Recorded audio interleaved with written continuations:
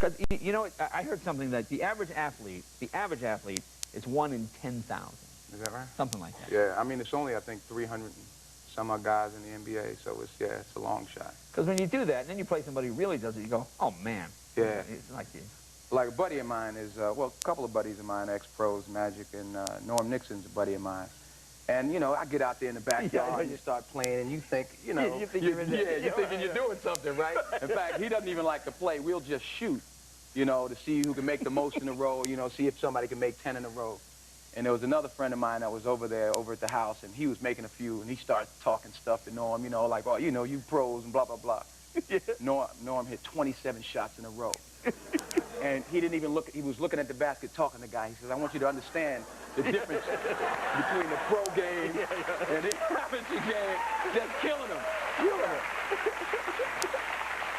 So, that's got to be the most annoying aspect of being a pro athlete, really. It's just because every guy thinks they can take you. Or, you know, exactly. I'm as good as you. I thought that. Yeah, there you go.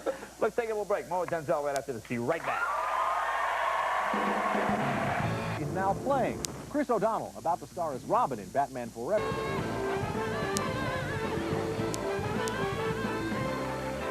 Welcome back. Talking with Denzel Washington, Crimson Tide.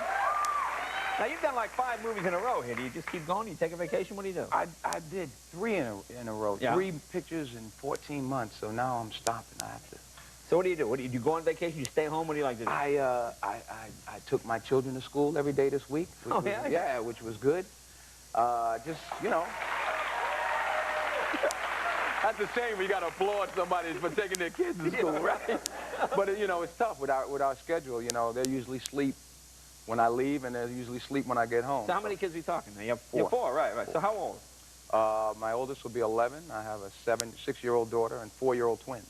Well, that's got to be pretty cool. That's got to be pretty cool having Denzel. I mean, a movie star takes the kids. I mean, the other kids must go batty. They don't care. The movie star. They don't know I'm their dad. They're like, yeah. You know. No, but other kids, you know, that's pretty. Yeah. Neat. Oh, that. Like, what do they think of your movies? Like, do they like Crimson Tide is not really a movie little kids would get into, probably. My oldest boy, you know, they're like. In fact, old is he? He's 10. He'll be 11 in July. Yeah. And this is his kind of stuff. Oh, yeah, you know? And I had to tell him, you know, there's bad words, and he's like, Dad. You know, not my son, no. You have to explain. You have to explain what those words are. You know, somewhere he picked them. He explained a couple of them to me. Oh, really? No, I'm kidding. Do they have influence on movies? Do they say, Dad, how come you never play this? Or do they go to movies and go, oh, Dad, why don't you Batman or whatever? I just finished a picture called Virtuosity, which is it's a real action thing about virtual reality and all of that. And one of the reasons I did it was because my oldest boy was saying, you know, you're doing this Philadelphia and Glory. He said, Dad, you're embarrassing me, you know. You know, I can't talk to my friends. They're like, yeah, your dad does those old man movies, you know. Old man movies? Yeah, you know, his gut hanging out over his stomach, you know. Yeah, you got quite a gut hanging out. Not now, because I've been working out. Why do you think I got this T-shirt on? Oh, yeah. Otherwise, I'd have a big shirt and big suit hanging out of here. You know? I rest my case. No, but it's hard. I respect those guys, you know, Schwarzenegger and Stallone, those guys that all that running and jumping and stuff. They can have it. So when you were a kid, what were the movies you liked? What movies did you? When I was a kid, I wasn't allowed to go to the movies. My father was a minister, so it was like King of Kings, maybe 10 Commandments. Yeah. You know, on a good day, 101 Dalmatians, you know. But it's true. When my parents got divorced, then I hit the streets, you know. So then it was like Superfly. Oh, Superfly. Oh, yeah, man. I wanted to be Superfly. Yeah, I mean, oh, man, if I could get one of those big Cadillacs today, I'd drive it around, you know.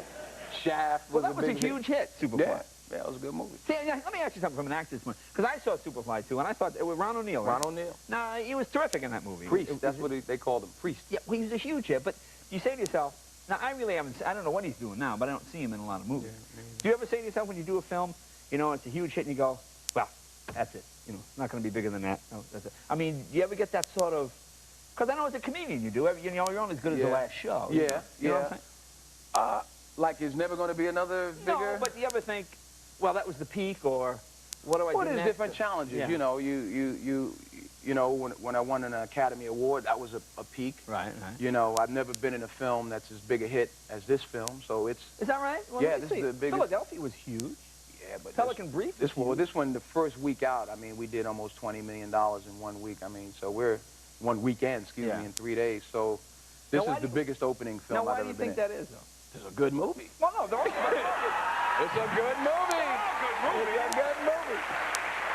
Well, you think it's accumulation of? Well, what I mean is, you don't know it. They don't know until they get in there over the weekend. Right. I mean, well, I'm telling you, it's accumulation of. Well, it is good. Movie. The thing I liked about it is it's got the really good action. I mean, there are a lot of good boom movies out there. You know, but this is really the sort of the dynamics between these two guys. It's just.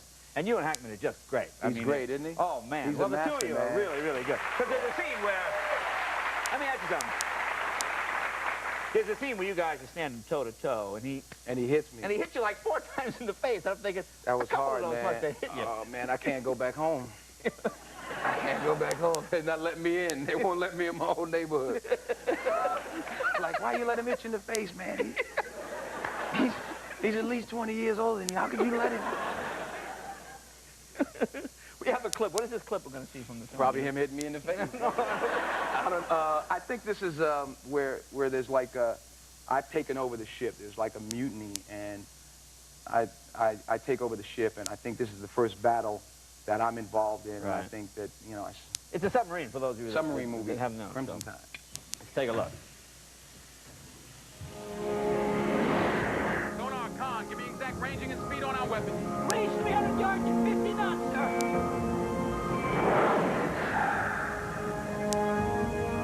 200 yards, 50 knots. 100 yards, 55 knots. 75 yards, weapons ready for me, sir. Steady course 231. Aye, sir, 231.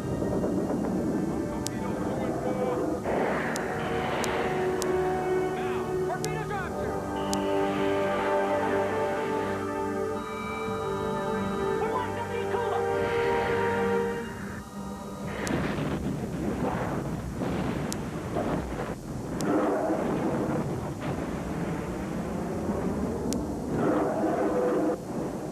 You got it, sir.